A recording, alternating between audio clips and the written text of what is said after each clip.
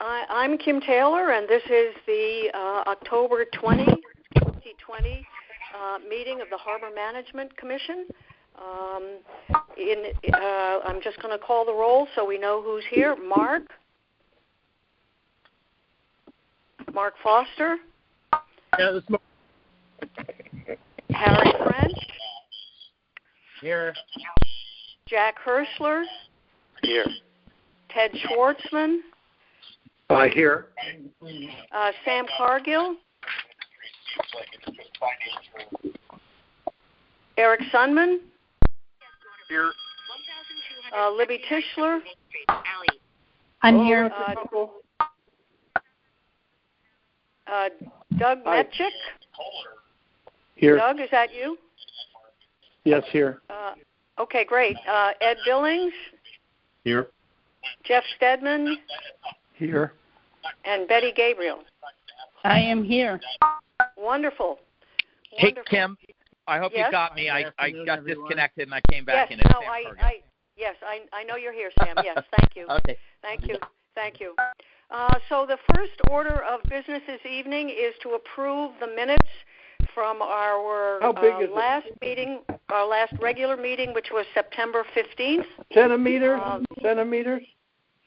So it's about an inch by an inch and a half. Excuse me, who's that talking about inches and centimeters?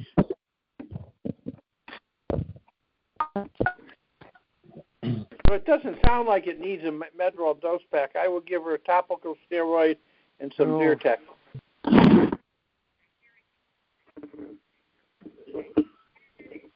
Somebody is not muted.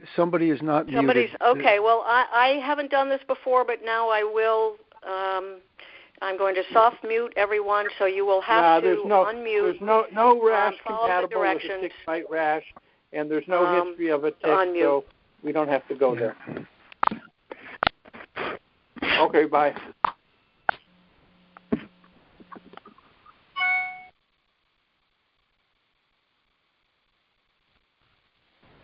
Okay, so Commissioner Betty Gabriel. Okay. So the first item of business this evening is to approve the September 15 regular commission meeting minutes. They were distributed by Betty on the 16th, I believe. Do we have a motion to accept them as written? I'll make a motion to accept them. This is Harry. Thank you, Harry. Do we have a second? Kim, this is Ted. I will second. Thanks, Ted. Ted, second. All in favor? Aye. Aye. Aye. Good. Okay. Thank you. The next item of business is to approve the minutes from the special meeting, which was October 6th, which Betty distributed to you this morning.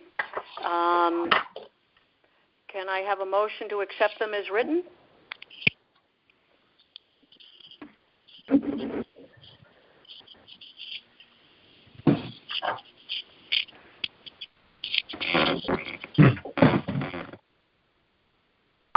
Anybody willing to move to accept the minutes from our special meeting? I'll accept those. This is Harry. Thank you, Harry. Do we have a second? This is Sam Cargill. I can second. Okay, great. And then all in favor? Aye. Excellent. Aye. Thank you. Any objections? Okay. So moving on to the chairman's report. We had one application that was for a residential dock on Old Dam Road, which is out of our jurisdiction. So that just noted right there on the under my report. On October 10 and October 12, I by phone and email exchanged information with Chris Smith, Commodore of Pequot Yacht Club, about the Harbor Master's suggestion and idea that perhaps we could provide temporary moorings permits to boats in the North Anchorage and boats in the South Anchorage. Clearly, at this point, it is an idea. We don't have details, and those details would need to be worked out if the commissioners think that is a good idea, and we can discuss the idea and some of the details. If anybody has thought about the details at this point, when we get to that section of the agenda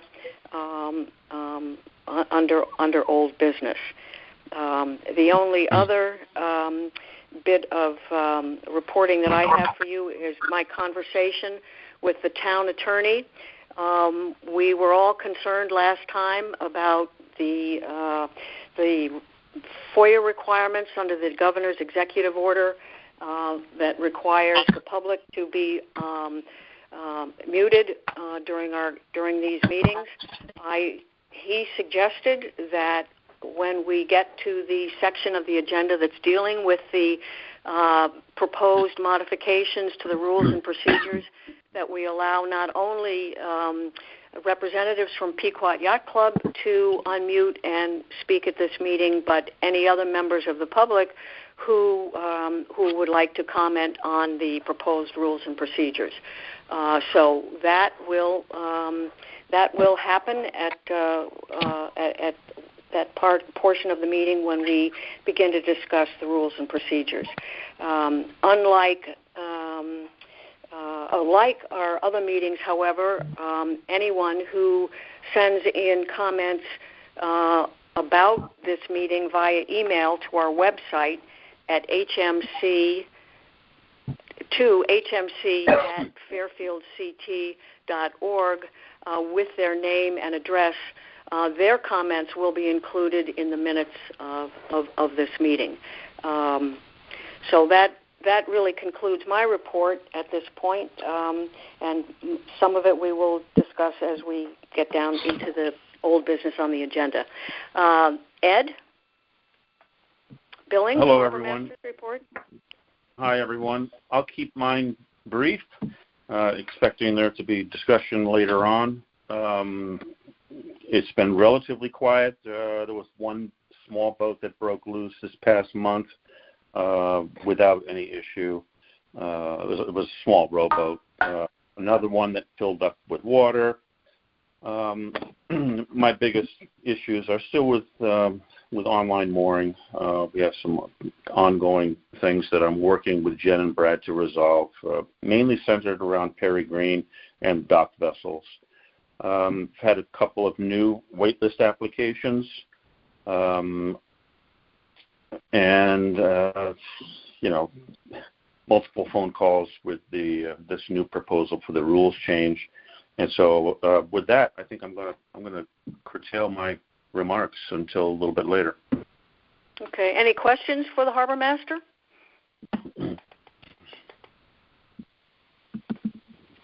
Okay.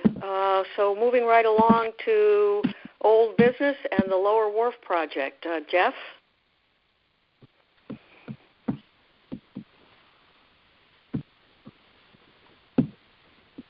Oh, Kim, it's Jeff. I guess I had to unmute myself. Yep. Well, I don't have.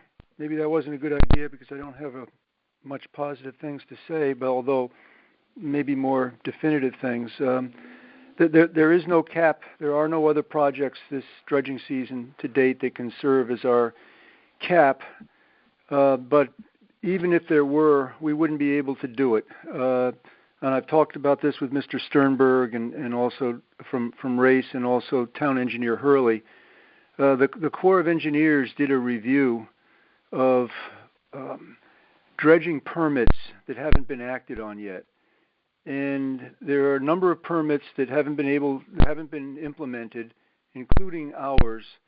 And the test data is now judged by the Corps of Engineers to be outdated or done too long ago. to be still valid. So that we knew that our permit was not going to be renewed again by DEEP, and we'd have to apply for another permit next year. And well, that's what we're going to have to do. And well, we couldn't have done it this year anyway because we don't have the cap. But now we're in the position of having to deal with the outdated sampling and testing of the sediment. And I believe, I don't have it in front of me, but our tests, the original tests were back in 2004 and 2007, I think. But we redid them last year, right. which is to our benefit. And as you know, when Mr. Sternberg, he didn't submit those results to the Corps, and this was as a result of our discussion, in a formal way. He submitted them informally to see if it looked like we could change the disposal site to the Western Long Island Sound site, where we could put the material without a cap. And so their preliminary determination was we couldn't do that because of the way the material looked like. And they've said if we wanted to pursue that, we would have to do much more expensive biological testing or toxicity testing for the Western Long Island Sound site, which we don't have the funds to do. That could be as much as $20,000.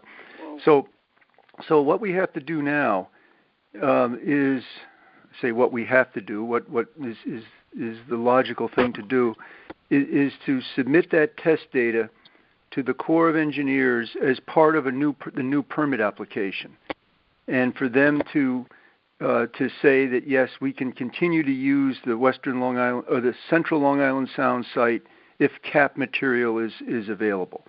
Now there is a risk of that too, but there's nothing we can do about it. They conceivably could say, well, gee, that this material is worse than it was the last time. We may not let you put it in Central Long Island Sound. You may have to dispose of it in an upland location, and then that changes everything. But we can't. We shouldn't anticipate that. But and I don't think it matters now. We have to submit it for a formal suitability determination if we're to get the new permit. And Mr. Sternberg said that's only a half hour or so of his time. And then once we do that, we can make a decision. We'll know what the next step is. But the sort of less than happy news is we can't do it this year, and even if we had the cap, we couldn't do it. So our next step is to renew the permit and hope we can get a cap. We hope we can renew the permit without a great deal of cost, and hope there's another project next dredging season. Wow. Wow. Jeff, this is Ted. I have a question for you. Yeah. You mentioned that we need to put in a new application with the Army Corps of Engineers to get a new permit. Is there any requirement that we have to do anything with Connecticut DEEP or the state of New York to get that new permit? Or is it just the Army Corps of Engineers? The Army Corps, as I understand it, and I'm not a real expert on this, they're reviewing the permit, the testing data. The permit, the main permit would come. Well, we'd have to get approval from both DEEP and the Corps of Engineers. But the first step, we have to get a new permit from DEEP and approval from the Corps. But the first step is that the Corps of Engineers is responsible for determining the suitability of the material for the different disposal sites, and that's our first step. But no, we've got to get essentially new approvals from both DEEP and the Corps of Engineers. What about the state of New York? Do they get involved? Yes. And the way I'm relating information that Mr. Sternberg is, in my opinion, expertly provided to us. The state of New York has to sign off on these dredge material projects, and what Mr. Sternberg said was that until recently, I don't know what that means, the last year or so, they would not agree to any new projects involving capping. And so up to now, we had been okay because our project was approved before the regulations involving New York State took effect. So they hadn't been approving anything. Now Mr. Sternberg said, New York State's approach is not to do anything and just not respond to any requests for dredging. They have 6 months to act on them, and if they don't act within 6 months, then it's considered an approval. So the way it was explained to me, they just don't do anything, and that just increases the time. But after 6 months, it would be considered an approval. Okay. So that's another interesting thing. But I don't think there's nothing for us to do. I don't see other than the first thing is to just submit the most recent sediment samples we took to at least start the permit process. I wish I was more expert in it, but that's how I understand it. What we have to do. Thanks, Jeff. Any other questions for Jeff? So, when would we start the process of resubmitting the paperwork, the testing, etc., Jeff? Mr. Sternberg could do that immediately. It's not he said that's a half hour just to formally submit not a permit application, but the test results in the required form to get what's called the suitability determination for where it can be disposed of. So he said, he was prepared to do this, I guess, last week or so, and I asked did he not do it until we could discuss this as the commission, and the commission would hopefully be agreeable to submitting this. And he said that the cost would be about a half hour of his time.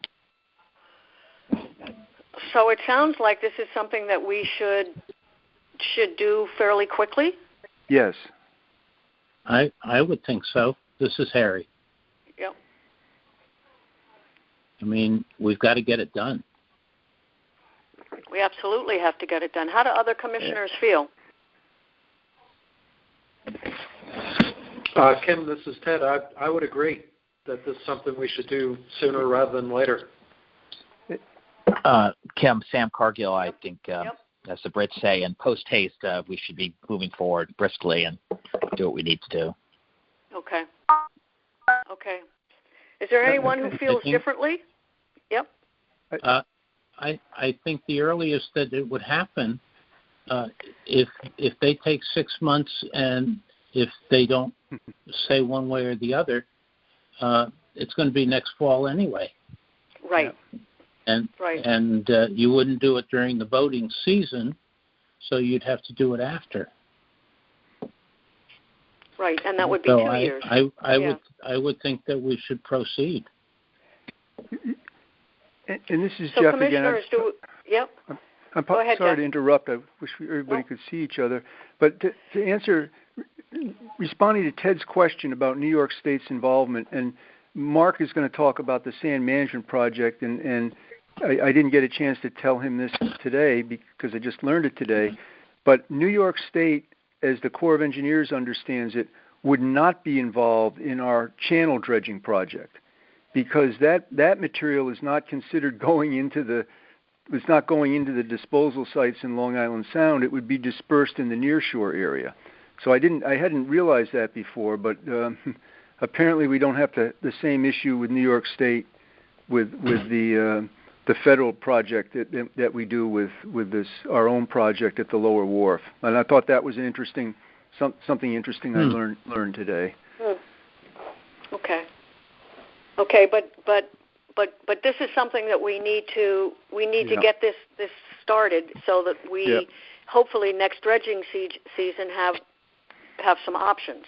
Yes, and I reported on this to Mr. Salvatore at the Port Authority, the funding entity, and he had no, well, I shouldn't say no concerns. He had no concerns about the money. He just said pursue and you got to get the permit again. So right. They're not asking for the money back, but we're keeping them informed of what the issues are. Good. This has just dragged out so long. It's really a shame. So, commissioners, do we agree that we have to engage Mr. Sternberg for half an hour to begin this process again, to get the testing information to the Army Corps of Engineers so we can begin? I would say yes. This is Harry. Oh, yep. Can we have a motion to that effect? As stated in your Kim, as which you said, yes, I so move on what you have articulated with regard to Mr. Stebbins moving forward with the half hour of work to proceed for the reapplication for the lower work. How's that? Yeah, that's good. That's okay. Good. Do I have Sam moved? We have a second? Kim, I would like to raise a question first before we take a vote. Oh, okay. Yep. Go ahead, Ted. Being a consultant for many years, I know that sometimes the estimated time is not what the actual time is, and I'd hate to see us get delayed for a month because we only authorized half an hour of billable time. So could I amend that motion to say that if the charges are going to be more than anticipated, the chairwoman has the ability to approve that? Sure. If the commissioners are agreeable. Sam? Yeah, I can you hear me? Yes. Accidentally muting and unmuting myself. I would agree, and maybe as Ted said, that we proceed with an hour, but with you would have the authority to, I guess, amend the hours accordingly. That's how I would put it. Is that, Ted, is that how you would present it? Very, very well put. Yeah. So we're doing, of course, agree to an hour, and anything over would be up to the Madam Commissioner to approve. Okay, and I would come back and certainly chat with Jeff and others before, especially if it was to be more than an hour. Okay. Do we have a second to that motion? I would second it, Harry. Okay. All in favor? Thank you, Harry. Yeah. All in favor? Aye. Aye. Excellent. Okay, so Jeff, can you contact Mr. Sternberg and yes, have him yes, begin to work? Yes. That would be great. Thank you for that. Thank you for that report. Any other questions about Lower Wharf and this activity while we're here? Okay, so the next item on the agenda is sand management. That would be Jeff and Mark Foster.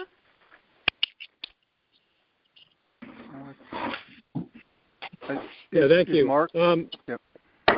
Yeah, thanks. I don't have much to report from the last meeting. We're pursuing and gathering information that would help us identify alternative approaches or a more nuanced, at least, approach to the management of sand, perhaps other than just dredging regularly.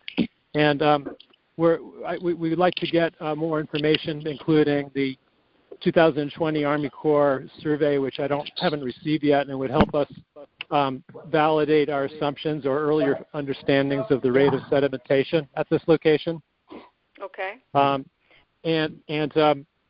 I've only just received their draft design, which they're asking to be confidential at this time because it's in progress and not vetted or complete.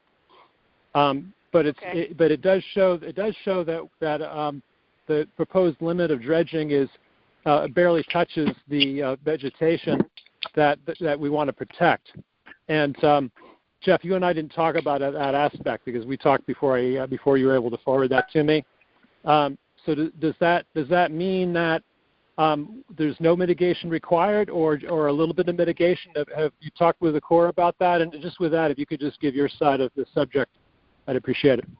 I just don't think we're prepared yet to know the potential impact on the vegetation. That preliminary drawing was again, they described that as preliminary, and when they get, and I spoke with the project manager again today, they're still hoping for a on-site meeting in November with Mark and myself and the DEEP. So hopefully by that time, and the key thing is, just like Mark said, how much of that side slope will affect the vegetation, and what do we do to mitigate any impact? And as you see from that preliminary drawing, Mark, the side slope goes right up to the vegetation, and then that leaves the question of how do we excavate the side slope. But those, I reluctant to tell the Corps how to do what they're doing, and I'm confident that they're working quite as diligently as they can to be able to meet with us in November. And then I think if we get the revised drawing, we'll have a better sense of what we have to do, and whether we should bring the botanist with us to that meeting at that time. So is there a date for this November meeting? No, because she was going to ask again with their environmental group. Everything is just behind, and as Mark mentioned, the survey that they did in February of this year is not posted on the federal website yet, and usually that's posted within a fairly short period of time. So they're working remotely, and but we can't do it unless we try. So that's where we're at now. Right. Well, are there any questions for Jeff or Mark about the sand management work, the dredging work? Okay. But the best news today, if I interrupt once more, the best news was we apparently don't have to deal with New York State on this project. And so that I think is good news. Good. All right. Good news is always good. Yeah. Any other Any questions? Okay. Moving right along to Mooring Committee, Mr. Hirschler. Yes, the Mooring Committee last met on September 23rd. Of note at that meeting, we discussed really, I think, three things. We discussed the status of implementation of the mooring tackle inspection and maintenance record keeping in the online mooring system, and subsequent to that meeting, a lot of progress has been made, both in minor tweaks to the online mooring system to accommodate our special needs for tackle maintenance records at Southport Harbor, and also some coordination of designations for naming the tackle sets that we have for our mooring tackle in the harbor, and there's been good communication going between the harbor master and Jeff Engborg at Pequot Yacht Club, and as necessary, the folks at Online Mooring to coordinate that work. So really good progress on that front.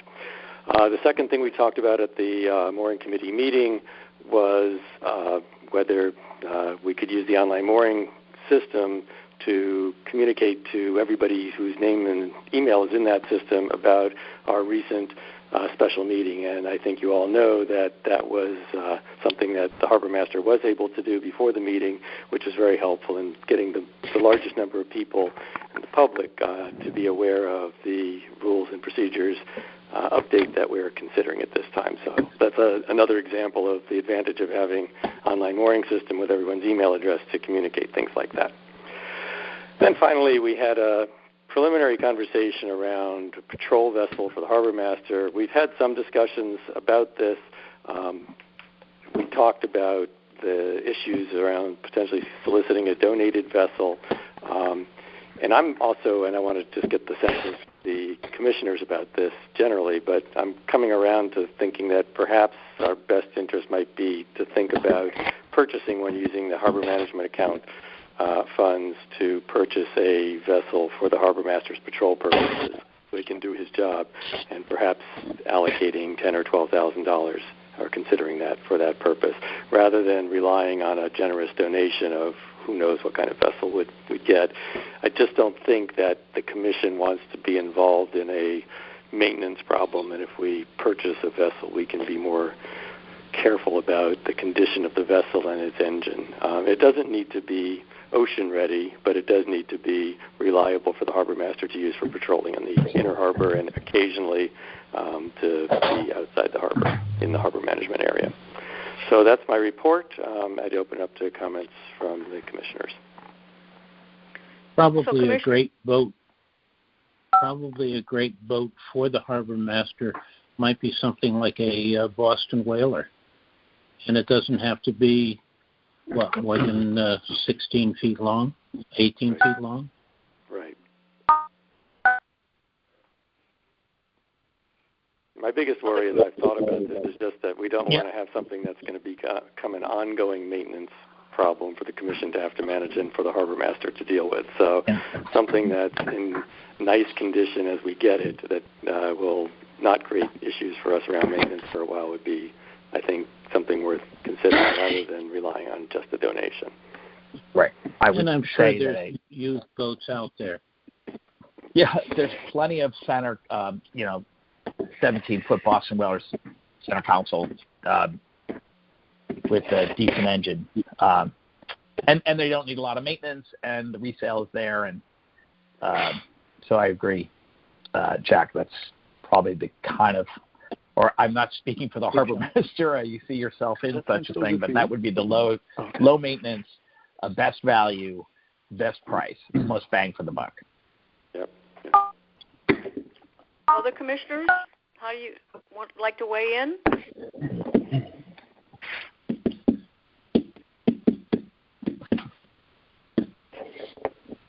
No other comments. So Jack, maybe it's and Ed, maybe it's the next step would be to take a look around and see what's available.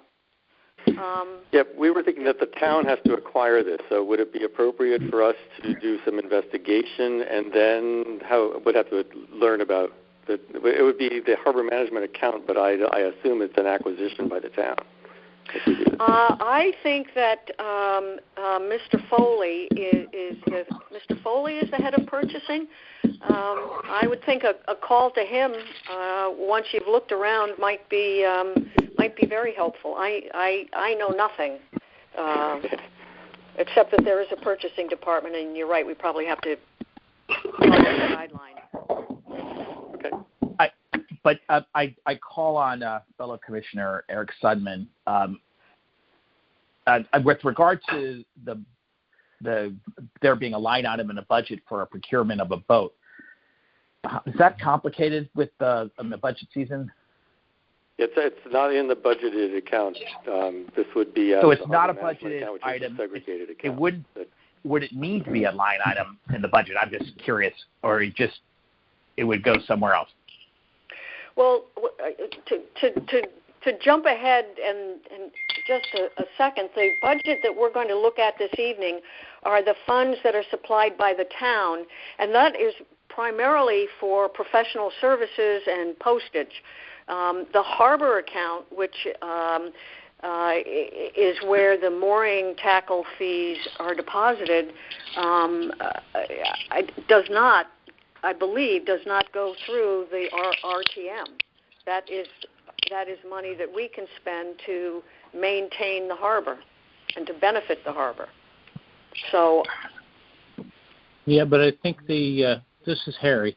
Yep. I think the boat would not necessarily belong to the harbor management. It would belong to the town of Fairfield, earmarked for the Southport Harbor Management. Right. I think, Harry, the question is, I agree with you, it would be owned by the town. I think that the funding of it comes from an account that the commission controls, not the RTM or the town. Not the town, yeah. Oh, okay. The technical point on who controls the fund. So under Ted, our treasurer, he's sort of overseeing that account for us.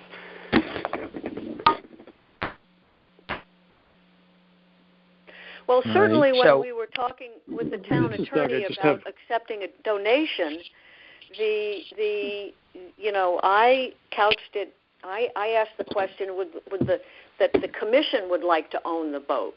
So, the question would be, would that be would that be the same, or would that be different if we were to purchase something? Eric, you were going to say something? This is actually Doug. I was going to say something. Oh, sorry, Doug. Forgive me if the question is naive, because I'm looking for a pathway here and not resistant. But do we need to consider at all any of the implications that the vessel would be owned by the town of Fairfield or through the Harbor Management Commission budget, but that the harbor master is a state official? Mm-hmm. That's a great question. I think that's probably worth running by the town attorney. But I think that we are, since the harbor master, is enforcing our rules and procedures, it's probably not quite as complicated as it could be. But that's a good question, Doug. That we would need an answer to that as well as who actually owns the boat. Kim, this is Jeff. If I can interrupt again, the Stamford Harbor Master is provided a boat by the city of Stamford, and I believe I'm not sure who owns it, but I believe the Harbor Management Commission may own that boat. And also in Stratford, the town provides a boat for the harbor master, and so there's some experience to look at. Okay, good. And also I don't know when the commission purchased the mooring tackle from various owners. I don't recall which account that came out of and what was involved with that, but that was an example of the commission purchasing something that had a significant cost to it. Okay, and the commission, but the town owns it. I don't know how that goes. Yeah, I don't know what right? I mean, I don't know what the legal ownership is for that. Yeah.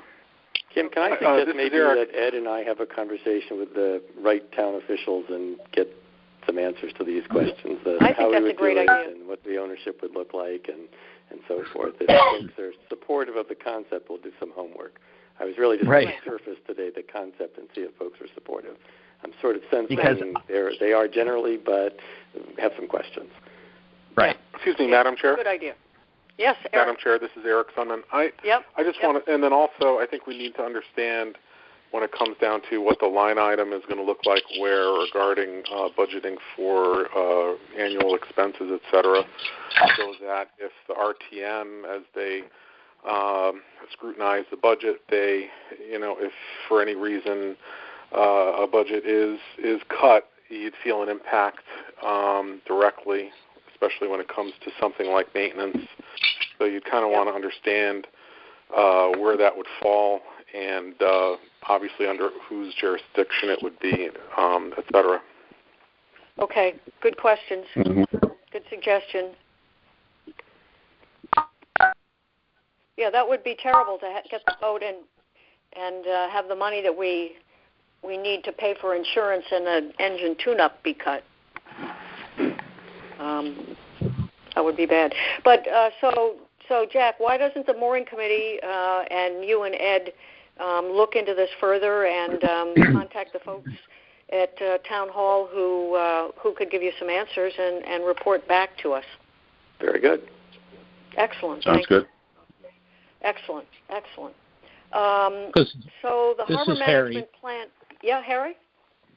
The fall and winter is a perfect time to buy a boat, if that's the route that we're going to take, because you would be buying it at the lowest cost and maintaining.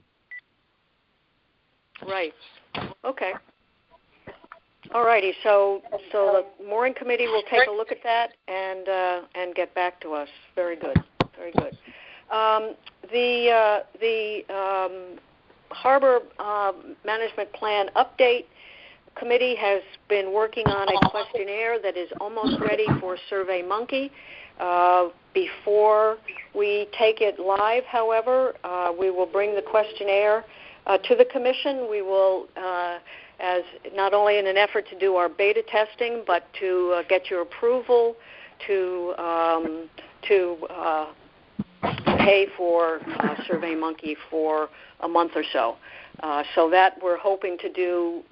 We're planning to distribute the survey sometime in January.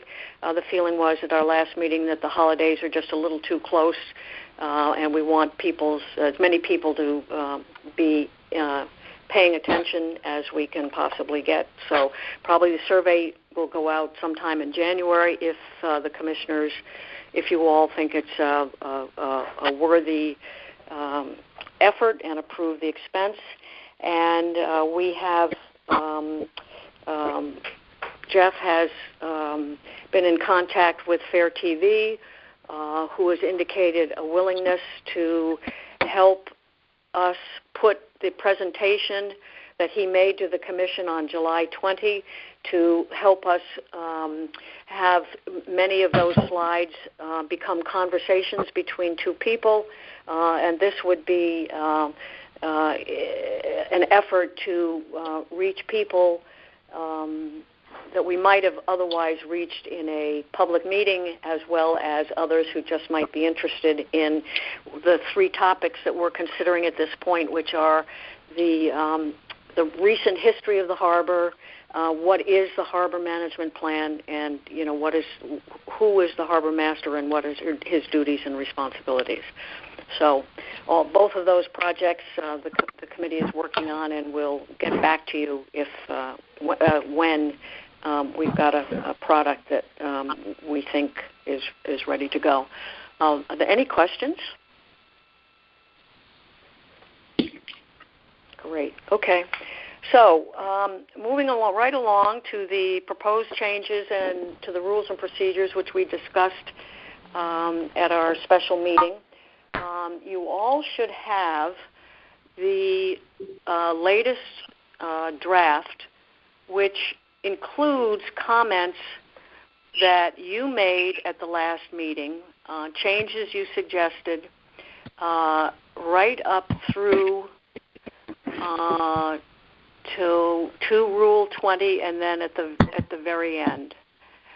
What I'd like to do is have Jack take over and just run through the changes.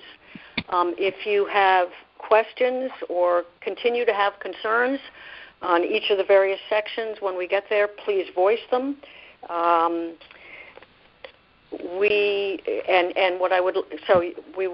would run through this and then get commissioners' comments, and then open up the floor to comments, concerns expressed by members of the public. So with that, Jack, you want to take over? Well, we'll all have to try here. This is kind of complicated. Right.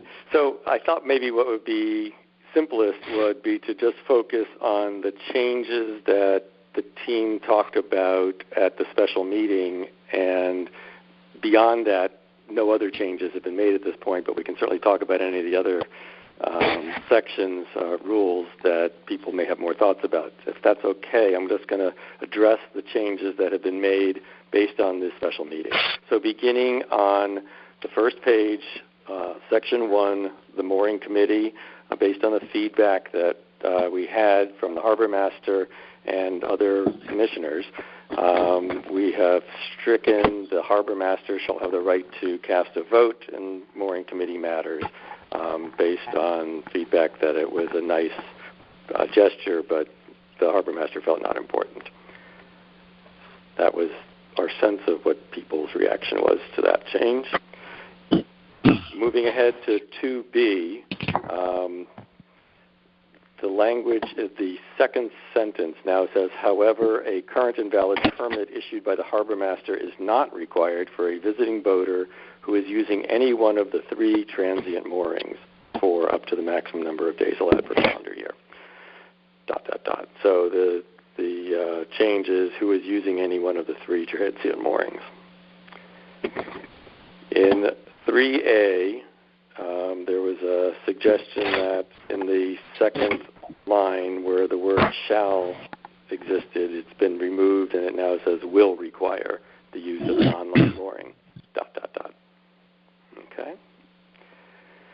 The next change that we discussed was in Section 5G, and this is the rule about how the harbor master thinks about what 50 feet is. So this is the clarification for the harbor master about what 50 feet was. We had a discussion about the challenges of talking about appendages at the bow and the stern, and have changed it to delete the sentence that said total vessel length shall include any bow or stern structures, example, swim platforms, bowsprits, etc. Have replaced that with new language that says to determine the length, the harbor master will use the length listed on the Connecticut registration documents. I believe that was the sense of our conversation when we met in the special meeting. Yeah. For H, immediately below, the sentence that is the second sentence in H now says the harbor master's goal is to ensure that legitimate applicants receive new or renewed mooring permits and not persons attempting to circumvent applicable rules. This was a simplification, and we had some discussion about being clear and simplifying the language, and this was the chair's best effort to clean that language up a bit for us. Comments from commissioners on H? Okay, hearing none, I'll move ahead. J, in the same section, there was a discussion here about, this, as you'll recall, was a goal to tighten up time frames where it made sense to do that so that by the time boating season began, the harbor master would be in a good position to have assigned all vacant moorings to somebody who wanted to use it. And in J, there was a suggestion that the 7 in the number of days to accept the location following receipt of written notice from the harbor master was a bit too short, and the chair's edit here is suggesting 10 days instead of 7 days. Mm-hmm. Any comments or concerns about J going from 7 to 10 days? I think 10 days is reasonable. Okay, Terry. Yep. Okay, moving on to L. There was one change. This is the third sentence, yes. No household member shall be assigned a Southport Harbor mooring permit and have a permit at Fairfield South Benson Marina. So the stricken language is the if any household member has. So now it would mean that the person applying, I think it means the same thing that we had before. It just has extraneous words before, if I'm reading this correctly. No household member shall be assigned a Southport Harbor mooring permit and have a permit at Fairfield South Benson Marina. As I recall, there was a question about the timing of when the person had both, and this makes it clear it's that simultaneously they can't have both. Right. Am I remembering correctly? I think that was the point here. Yep. Yes, I think so. That's what I recall too. Yep. Any questions, concerns? Okay, that is the extent of changes captured by Betty and the chair while I was walking us through this, based on our thorough walkthrough at the special meeting of every rule. And I guess I'd like to open up for the commissioners if you have comments on any of the things I just covered, or if you want to draw our attention to any other rule that deserves some additional conversation right now. This is Harry. The only comment that I would make is, let's say I had a mooring in Southport Harbor, and I wanted to downsize, but also be on a dock. If I were to apply for a mooring at South Benson, this would say I couldn't do that. But having a mooring in South Benson would allow me to be able to walk down to the boat and get on that way, as opposed to having another boat to row out to my boat in Southport.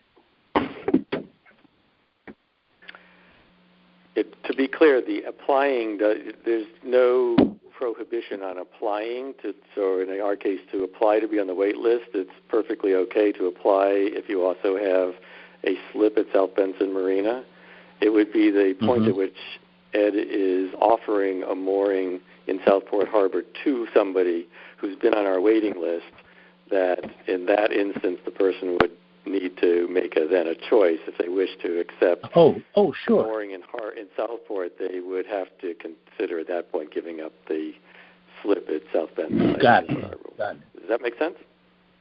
Yep, that makes perfect sense. Right. So it's not about whether you can get on our wait list. I can't speak to the rules at South Benson, but I mean, with respect to our rules, there's nothing that prohibits people from getting on our wait list just because they currently have a permit at South Benson Marina. Okay. I think but once they offer the slip, or once they offer the spot, then you have to determine which one you want to be in. Yes. Yeah. Yeah. I go along with that. Ed, you were going to say something else? The thinking is, Harry, that there are so many people on so many waiting lists for boats that it does seem kind of unfair to have somebody with boats in two locations when there are a couple hundred people still waiting to have a boat in one location. Sure. They're all Fairfield town facilities. Yeah. Right. No, if Harry wants to downsize, I'm sorry, if Harry wants to downsize, and it's a perfect scenario, there's nothing to prevent you from getting on the wait list over at South Benson. And, obviously that's going to take a few years to get to where you're going to be offered a slip. And then at that point in time, you're going to have to make the decision. Make a choice. Right. Yeah. No, that's I really thought what you were going to suggest is if Harry wants to downsize, he could give you his boat for your patrol vessel. That's a great idea. Do I get to vote on that? Sorry.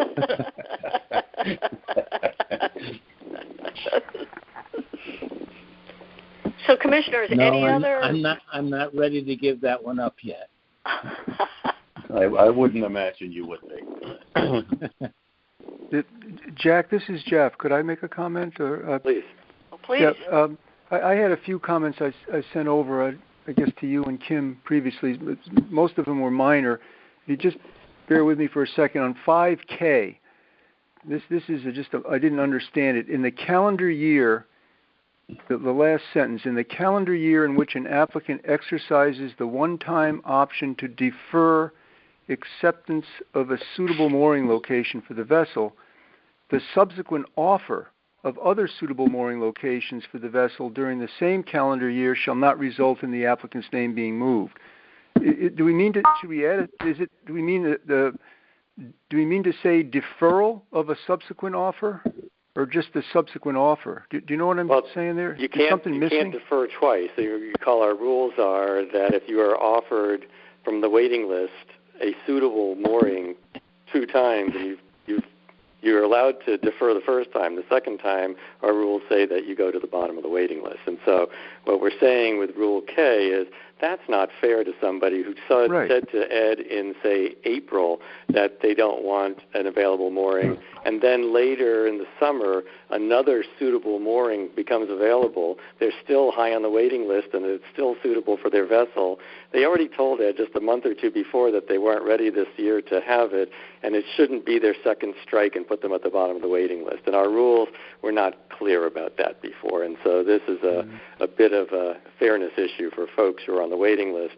It's sensible that somebody who wasn't interested in a mooring this year in April, a month or two later, still isn't interested and shouldn't be punished for that. Right. I understood that. I was just not smart enough to understand the language. I thought it's not just a subsequent offer, but if someone would defer that second offer, they're not removed from the list. It's just semantics that I didn't understand. Yeah, I don't think it's not a deferral. A second time, there is no deferral. You're just putting on the bottom of the list. There's no such thing as a second deferral. Well, I guess I'm not expressing myself well. you guys can figure that out. I just didn't understand that. And then on number 5N, 5N Roman numeral small II, there's mention of the public trust doctrine and the open to all on equal basis. And I was just suggesting that should be clarified, because the open to all on equal basis is a policy of the Corps of Engineers concerning use of the Federal Navigation Project.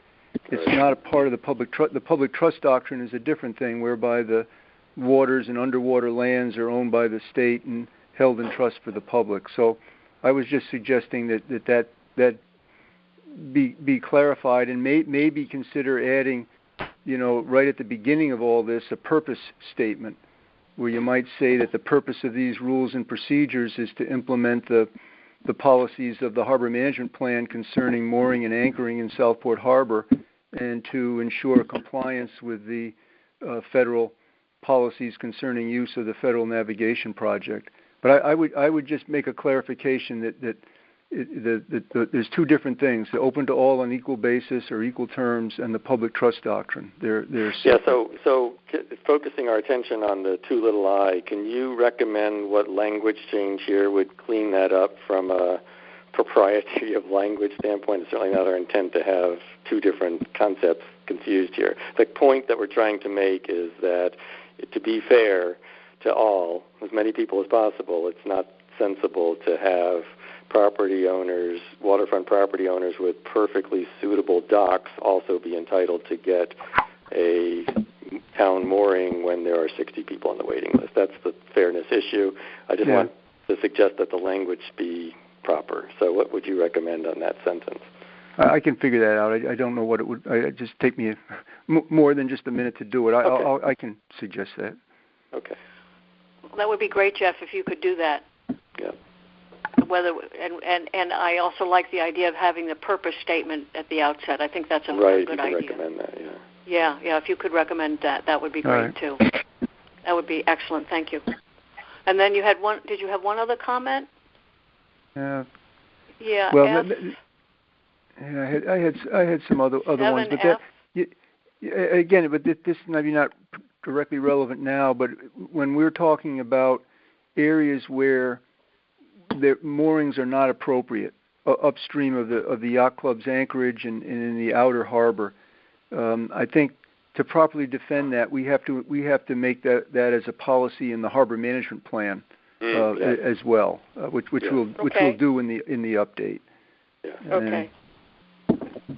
Other stuff was just minor things that I put in before. Kim, there was one other section in this where we had conversation. It didn't seem to be, I didn't get the sense that it was controversial with the commissioners, but you had an update for us after your conversation with the town council, which was the notion of a small annual fee for people on the waiting list that would cover the town council told me that we would have to the online mooring for record charge every year. And right. He told me that we would have to implement that. We'd have to go to the RTM.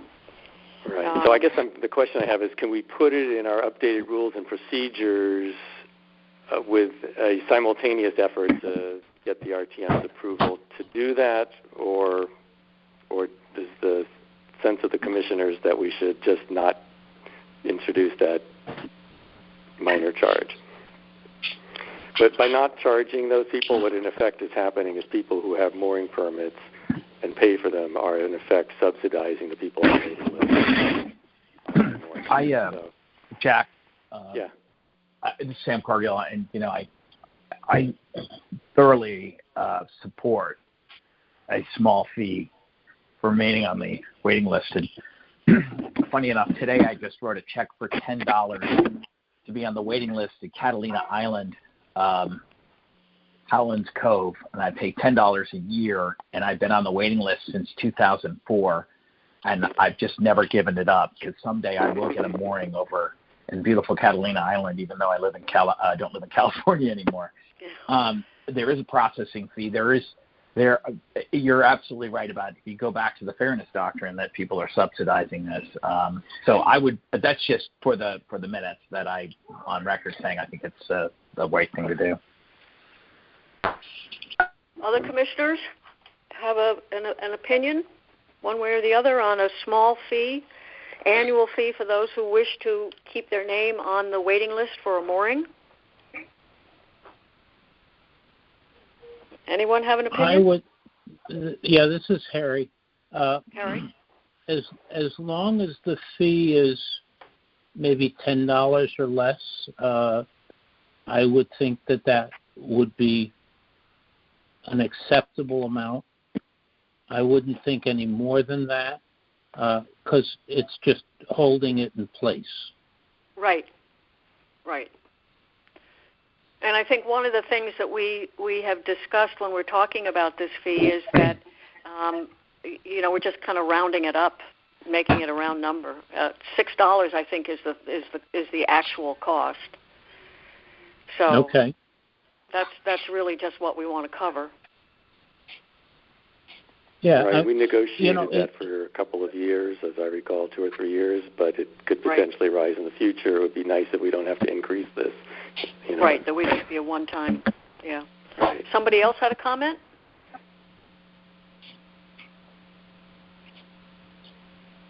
A thought? Yeah, this is Mark. I had to chew on that for a minute, but it sounds reasonable to me if it's a small amount of money, less than $10. Okay. Good. I think our rule doesn't speak to the amount, guys. I think it just says it allows for the possibility of that, and so if we can get RTM approval, then we can decide the amount in that process. Right. And I don't know whether we would have to. Maybe Sam or Eric could tell us whether we have to actually go to the RTM with a number in mind, or whether we could just ask for a small fee and they would let us set it.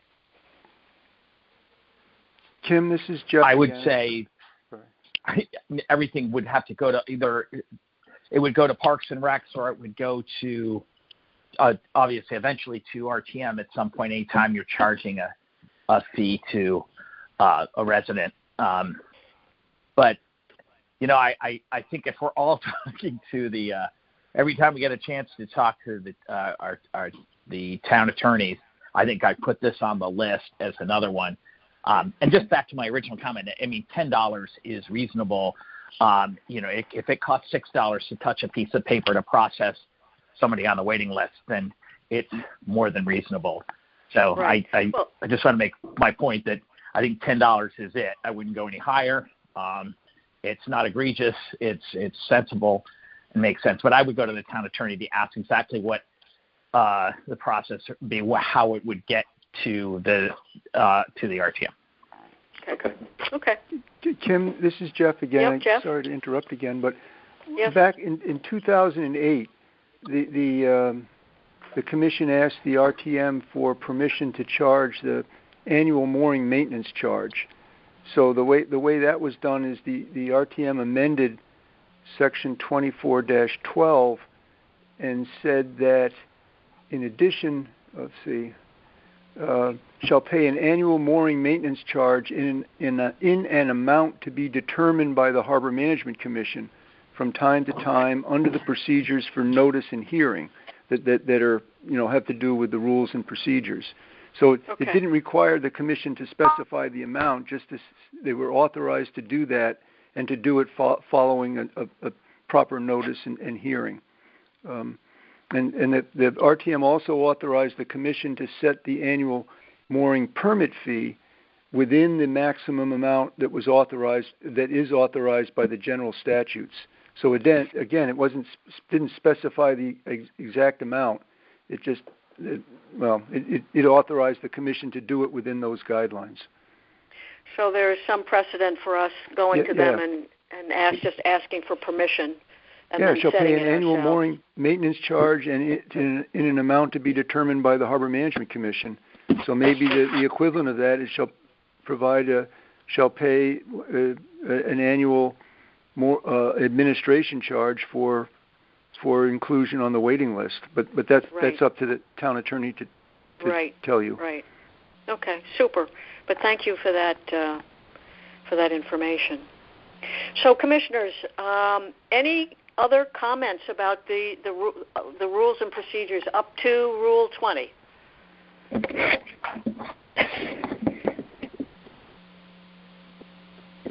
Okay. So that brings us to the Harbor Master's proposal that we provide temporary permits to temporary visitors, long-term temporary, longer than 3 nights or 2 weeks, boats in the harbor. Ed, do you want to describe what you were thinking of? Well, my initial idea, it kind of came to me, just thinking about, how we could resolve a number of issues. And, so I passed this along to Jack and yourself, for comment. And, the more I thought about it, the more I thought it could possibly work. Obviously, there's a lot of details that need to be addressed. But essentially, any moorings that are vacant or will be vacant for a period of time could be loaned or lent to a person who was on the North Anchorage wait list, or someone who is on the actual wait list to get a mooring in Southport. And I know there's complications with that because obviously whoever is on the wait list, say we address people numbers 1 through 10 on the current wait list. Most of them already have a boat, which they keep somewhere else.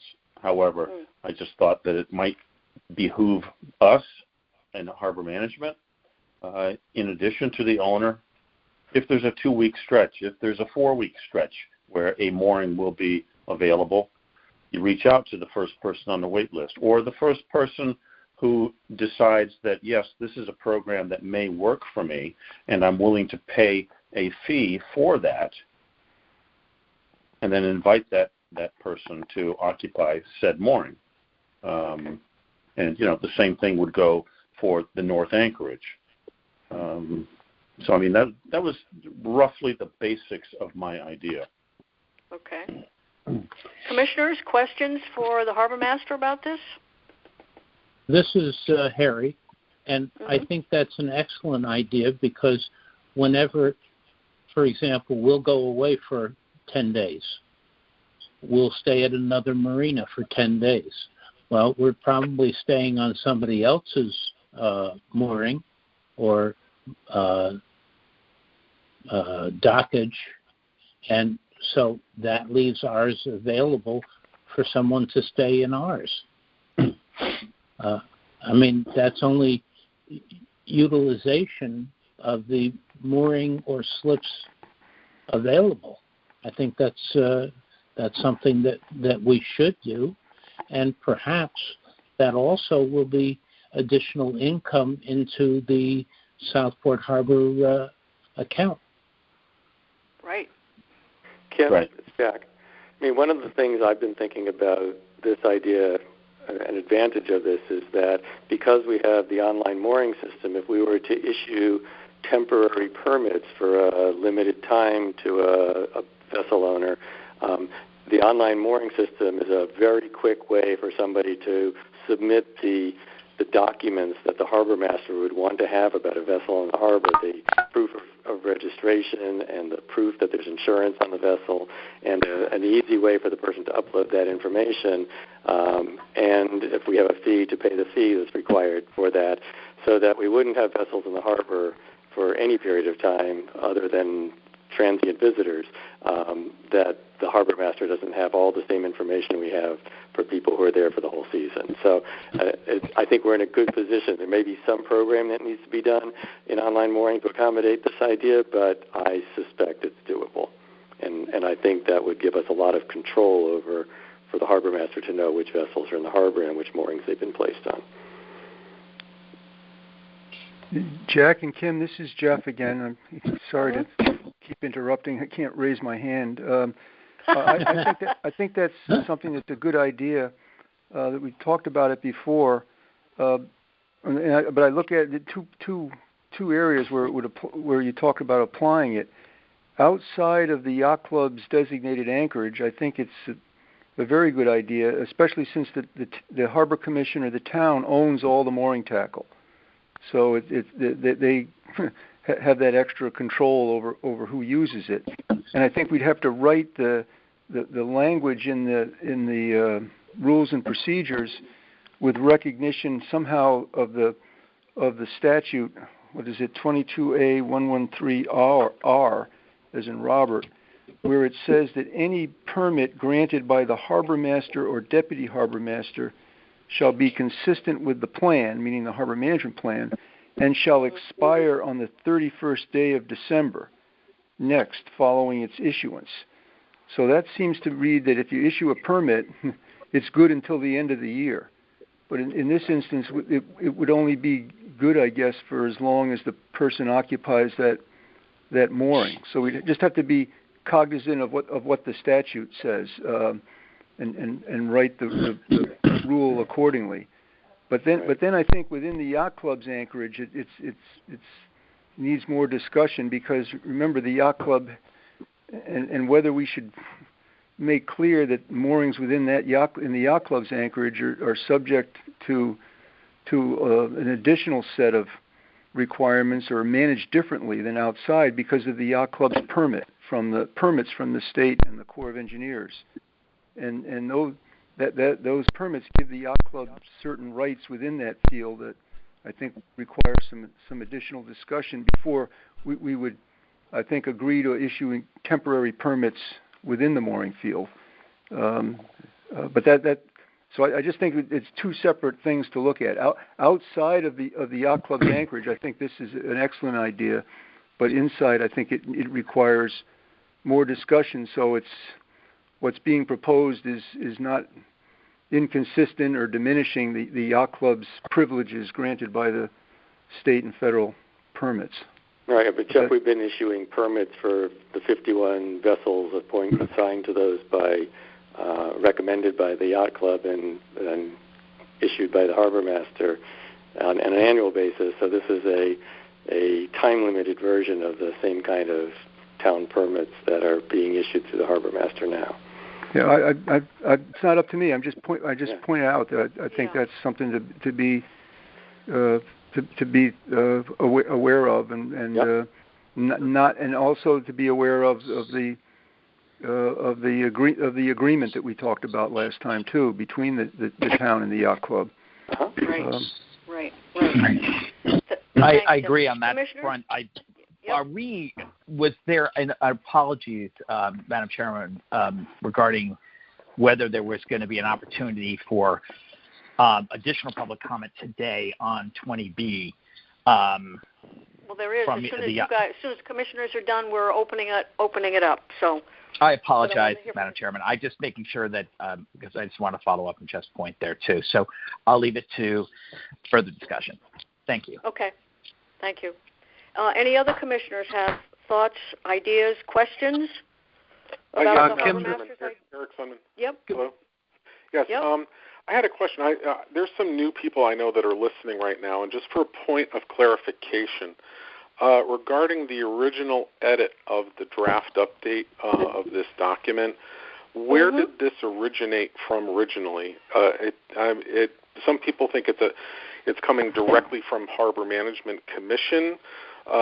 Then there's a subcommittee that has drafted this, and then also why. So maybe it'd be a good time now to just give a brief overview on this for those that have just joined in on this or have just learned about this meeting to listen in, and just that they understand clearly why and who the drafting, what body drafted this, the edits, etc. That would be very helpful. Okay. If I understand your question, these are the rules and procedures that govern the mooring permits and the behavior actually in Southport Harbor, and they came to us from predecessor commissions. They are part of the Harbor Management Plan, and the state of Connecticut awarded the Harbor Management Commission probably almost 2 years ago now a substantial grant to upgrade the plan. And in the course of talking about how we would upgrade the plan, we realized that we would have to be sure that there were no conflicts or discrepancies between the rules and procedures and the policies that existed in the plan. And one noticeable or very clear-cut difference is requirement for updating the rules and procedures is that the Commission adopted an online mooring system last year, and there is no mention in the Harbor Management Plan or in the rules of the online mooring system. So in our effort to make sure that everything is aligned, one of the substantial number of changes to these rules and procedures now includes that the online mooring system is the process by which the harbor master gathers information, maintains records, and makes decisions about who is next in line for a permit in the harbor. The group that drafted the changes to the rules and procedures was a subcommittee of the Plan Update Committee. It consisted of the current harbor master, a former harbor master, and Jeff Stedman worked on that committee. I participated on that committee, and Jack Hirschler, who is on the mooring committee, participated. And these the proposed changes were presented to the commissioners on October 6th at a special meeting, and the revisions that we have been talking about up to now are based on the comments of commissioners at the October 6th meeting and discussion of the rules and procedures. There's been no vote on the rules and procedures, and nor could there have been at the October 6th meeting.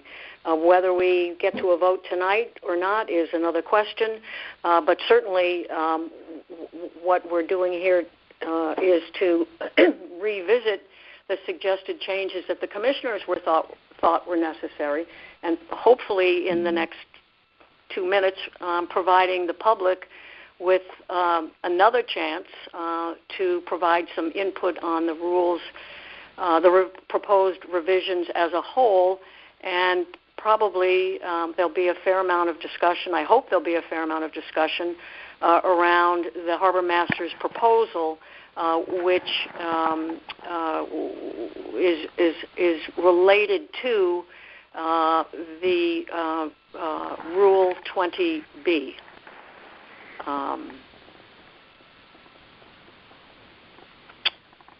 So I think that gets us to today. All right, thank you. You're welcome. Welcome. There, Commissioner, any other yep, Ted? Yeah, Kim, this is Ted. I actually have a question. Okay. I actually have a question for Jeff. Okay.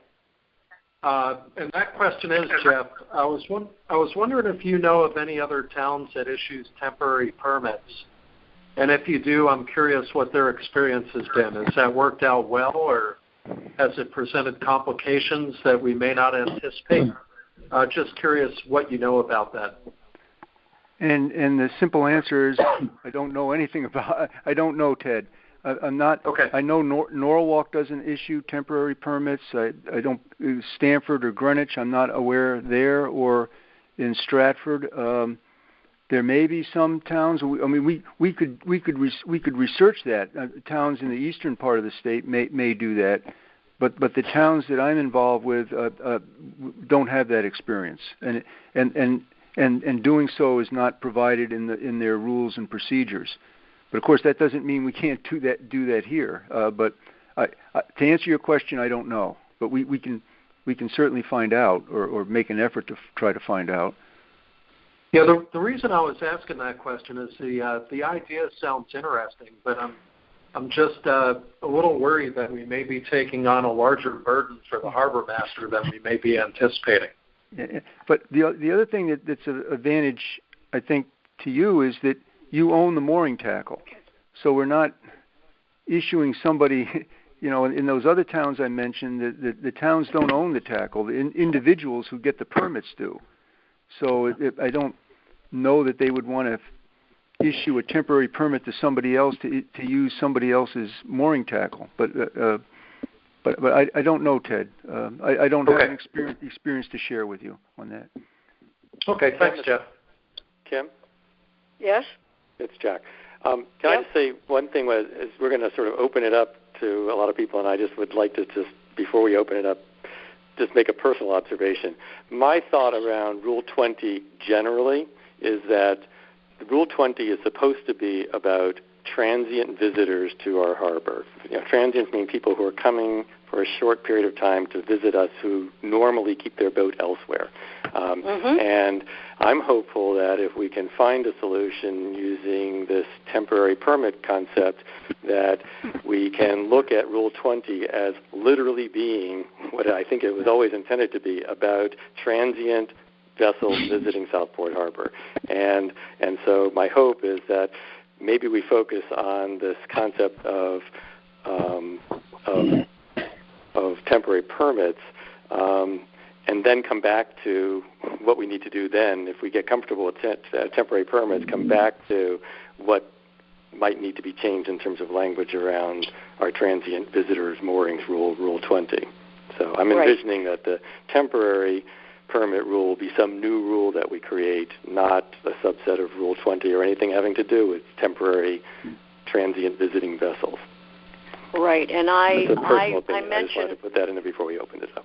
Right. No, I think that's a good point, Jack. And I only mention Rule 20B because that's kind of where we left off last time. And I think in response to Rule 20B and the conversations that we heard, that this would be an effort to provide Pequot Yacht Club with what they need vis-a-vis temporary boats or transient boats, but not necessarily that it has to become or stay part of Rule 20.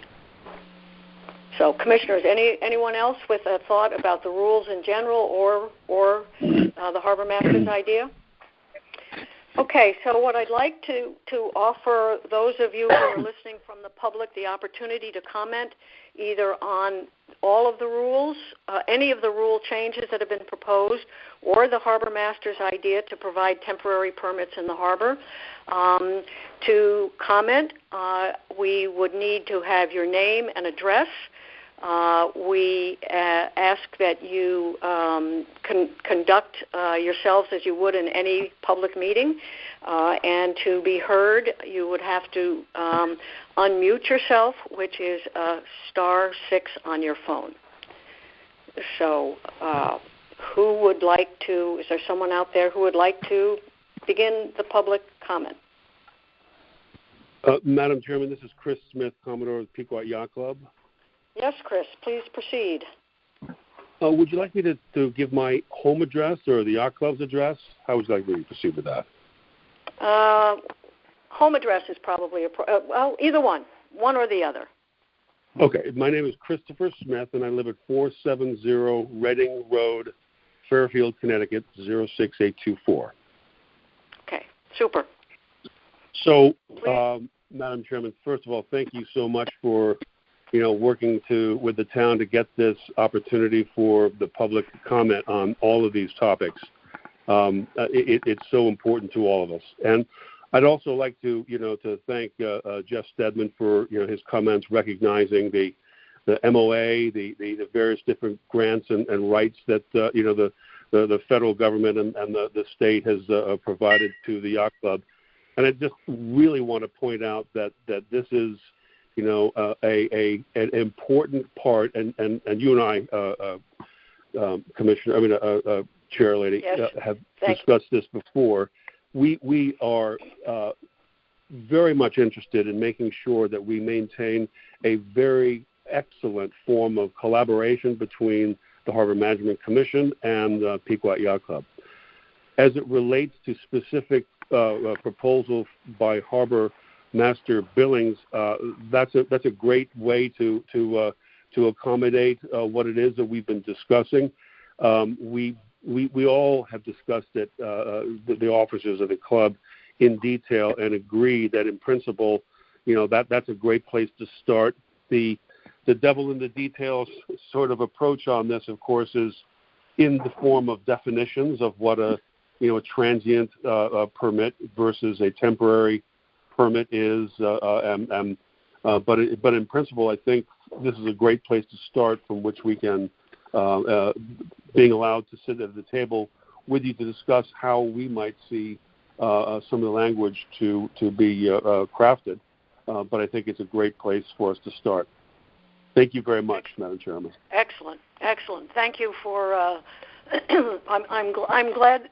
Excuse me. I'm glad in principle that this is that this seems to be an answer and provide the yacht club with the services that they need to provide their members, and to continue to be such an important partner in maintaining the harbor.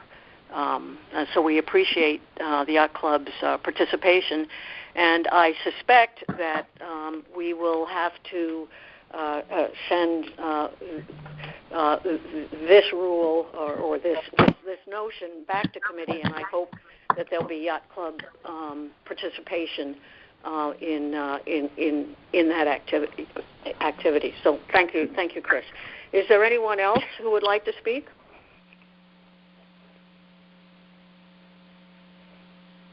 Any other member of the public would like to comment on this or any of the other proposed changes to our rules and procedures?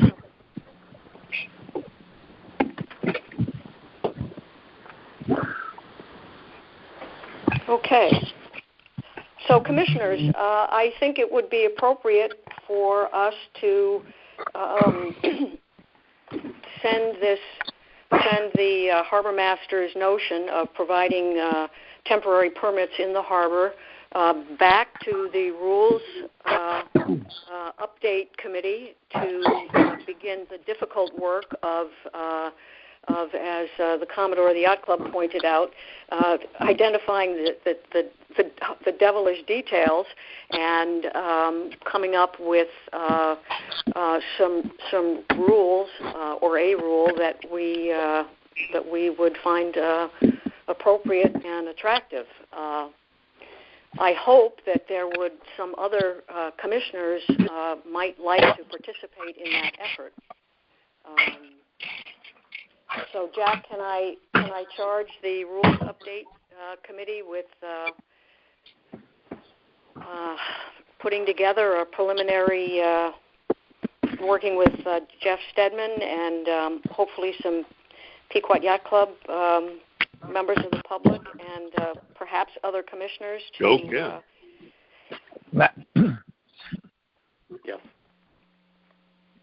Sorry. Yeah, Madam Sam, Chair, you were going to say? Yeah, I was just very quickly. It will go back to the subcommittee of the Plan Committee, and will there be opportunity for the Mooring Committee to have their input? I think that might be a good forum where the stakeholders would all be. And excuse me if it's a procedural question more than it is about supporting your motion to send it back to the subcommittee or the Mooring Committee or Mooring Committee be part of it. Because I think this has been a great process. It's been very transparent, and I think it's been great. And Jack, your work is amazing, and you've done a lot of very good detail here. So whatever that is, back to committee, Madam Chairman, that's the question. Well, I'm suggesting that we send it back to the Rules Update Committee, because they have been the ones who have done all of this work. But I'm also suggesting that that any commissioner who wishes to join that effort, I think, would certainly be welcome. Number one. Number two, it's my hope and belief that we will have Pequot Yacht Club input at those meetings, and at the end of the meeting, when they have come up with a proposed rule, then it would come back to the commission for the commission to consider their work. And once again, we could certainly open it up, discussion of the new proposed rule to the public, since obviously if we're providing temporary moorings in the South Anchorage as well as the North Anchorage, that there would be people beside the yacht club folks who would be impacted. So that would be my proposal. If the commission feels that the mooring committee is a better venue, then we can do that too. Kim, it's Jack. I would prefer to keep this in the same subcommittee rather than the mooring committee has never dealt with this issue as its role. So I agree with your direction. Let's keep it as part of the plan update as a subcommittee under that. And I agree. If we could get more commissioners to participate, that would be awesome. I also, just to clarify, it wouldn't just be Pequot Yacht Club. Any members of the public we could include in that subcommittee meeting, following the town's guidance. Right? The guidelines and procedures, and I do think once again, any of our meetings the public is invited to comment vis-a-vis email, either before or after the meetings, and certainly I can imagine that we could get the town attorney's okay to open up the subcommittee meetings to members of the public. So I don't see anybody being excluded, and I really want to emphasize that it's nobody's intent to exclude anyone. This is an important change to the way permits are awarded in the harbor, and I think it's important to hear from as many people who have a stake and interest in this as we possibly can. And thank you for the clarification, Madam Chairwoman. And so just for clarification, I'll go back to the subcommittee. For the plan committee itself, which is a sunset sort of clause on that subcommittee, I don't know if it's a standing committee. Yep. I only bring up the mooring committee, Jack, because it is a standing committee and has a lot to do with the governance of the moorings in the harbor. So saying that, if we have the opportunity for input, and I will volunteer myself to be part of this discussion, that all major stakeholders, not just the yacht club, but any members of the public and who has a vested interest in the harbor. So that's all I wanted was the clarification, and then that's it. That's all I have to say. Okay. Well, and Kim, hello? Kim, this is Harry. And Harry, yes? I would be more than happy to be involved in that. Good. Excellent. So Harry and Sam, new members of that committee, the Rules Update Subcommittee. Excellent. Anyone else? Okay, and we'll make sure that the public and including the yacht club is aware of when the meeting times are and the call-in numbers and all of that. Okay. Any other questions, concerns, thoughts about the rules, proposed rules? Kim, this is Jeff again. If I please, Jeff, please, yes. Pretend I'm raising my hand. What would be the schedule now for acting on these? Since additional work is needed, is it still the intention of the commission to have these in place prior to when? Issuing the mooring permits for next year, which, or do we need to think about the timing required and when you would hope to have these adopted and in place? Because there's a public hearing requirement. Right. And also a vote of the commission to go ahead with the public hearing. So. Right, and I suppose that we would ask the committee for their recommendation. Yes. I mean, okay. I know that we have been working to getting having these rules in place by next voting season, and even by the time that that Ed begins to contact mooring holders and wait list folks. So I don't know if ironing out the details of the rule and getting back to the commission gives us enough time to do all that we're required to do. I mean, it may be that we have to have another special meeting, although we can't vote at special meetings. So I think we would need to sit down and Jeff, hopefully you can work with the committee on this and perhaps put together a timeline and identify all of the tasks that we would we need to that still stand before us. I just raised that. We can work through that. We'll figure it out. Yes, but no, it's an important point to have in front of us because I know we are anxious to conclude this part of the plan update effort, and I don't know whether this puts us behind by a lot or a little, and I think that that's something that we need the guidance of the committee to determine. So, but thank you for reminding us of that. That is important.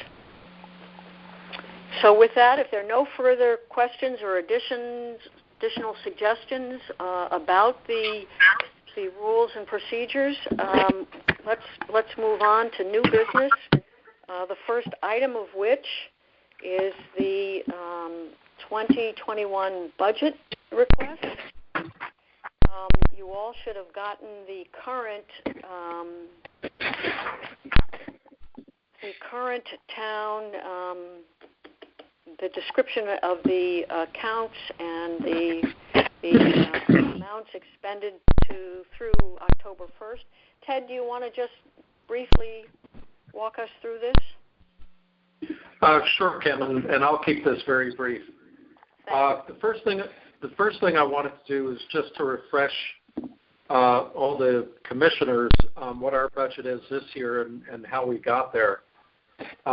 So in the package that Kim and Betty sent out, there was a one-page spreadsheet that showed our current budget and where we stood at September 30th, 2020 in terms of what we'd expended and what encumbrances we've had.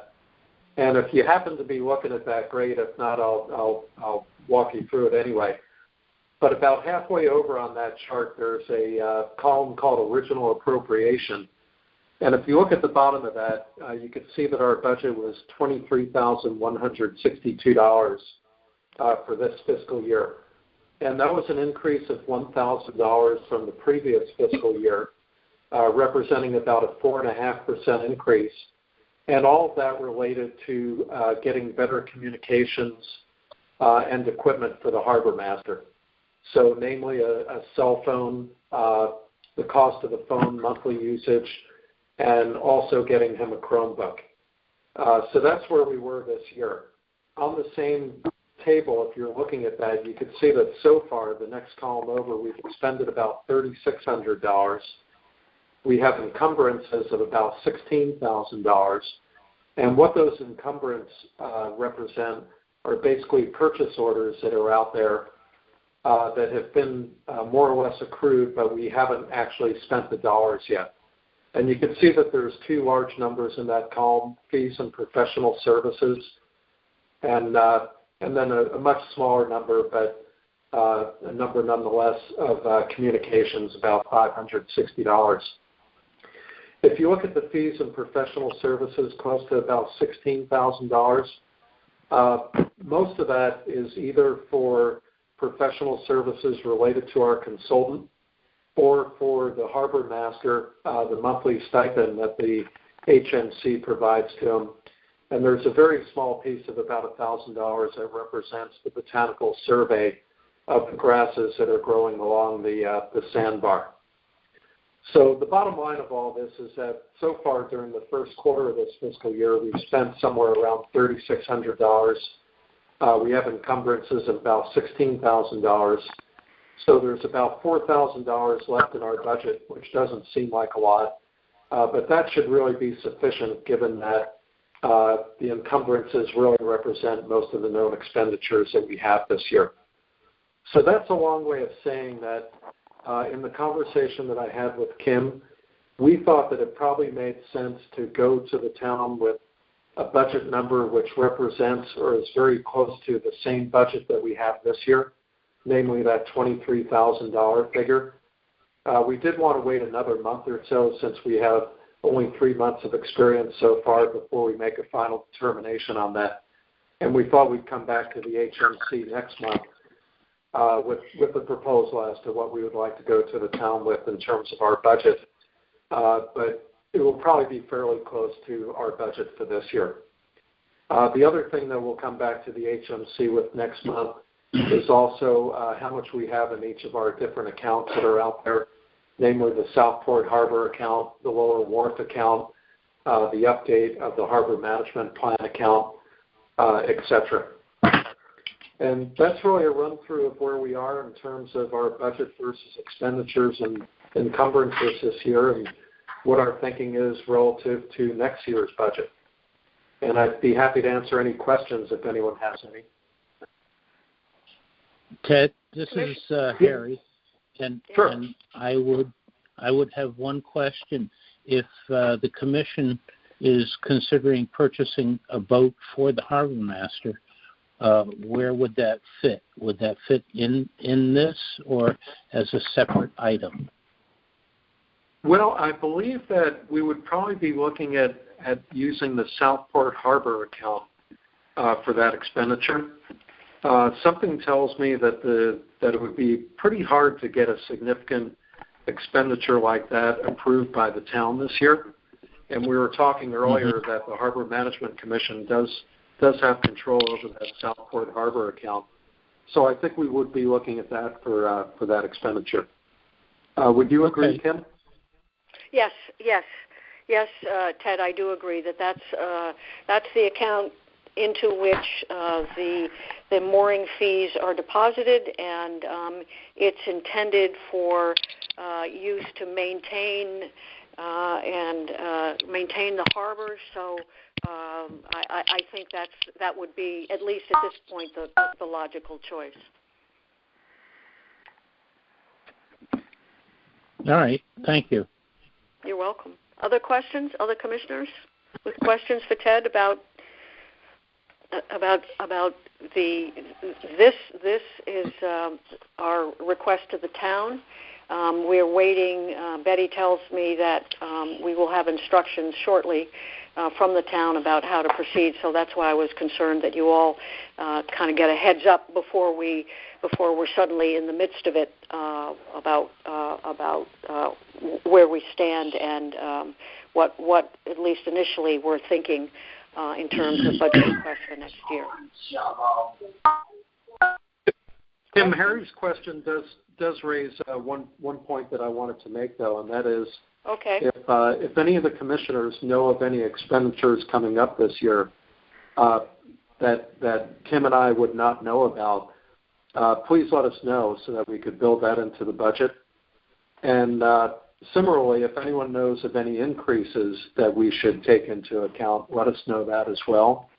For example, Betty, if you think secretarial service charges or Social Security contributions are going up, if you've seen anything from the town on that, please let us know so we could build that into the budget. And the same with the harbor master in terms of office supplies, postage, any other items that he might know about. Good point, Ted. Thank you. Well, Ted, you don't have to worry about me. I paid for no swimming and no jumping signs. I think we're done there. But we did offer to reimburse you, Sam, and I think the offer probably still stands. So no, if you've got receipts, okay. Don't be shy. No, I joke about it because it's a little like our gang comedy. Me going down, putting up the sign, and then getting ripped down by the kids and jumping. But there's something joyous about it. Somebody but probably also, has it I get it. Somebody probably has it posted in their dorm room. I have no question that they do. But great report. Thank you. Commissioners, any other questions, comments for Ted? Okay, then if we have no further, any other new business? Kim, it's Jeff again. I apologize. Please, Jeff. I'm raising my hand. No, don't apologize. Just as an update, I've learned that Aquarian, regarding our letter with questions about the water diversion and how it might affect the Mill River, that they're still working on the questions that were received from all members of the public. And they've said that they will post the questions and the answers to them on their website, Aquarian's website. But that has not been done yet. So that obviously means they're still working. It seems to mean they're still working on it. So I'll keep looking for that. But that's something we'll probably need to be involved with again in the future with respect to that pending permit application. Right. Okay. Thank you, Jeff. Is there any indication do they have a deadline? Not that I'm aware of. I should check on that, but I just learned that they're working on it. Okay. And they will post. Okay. Yeah. Any other new business? Any other questions? Okay. With that, our next meeting is November 17. Can I have a motion to adjourn until that time?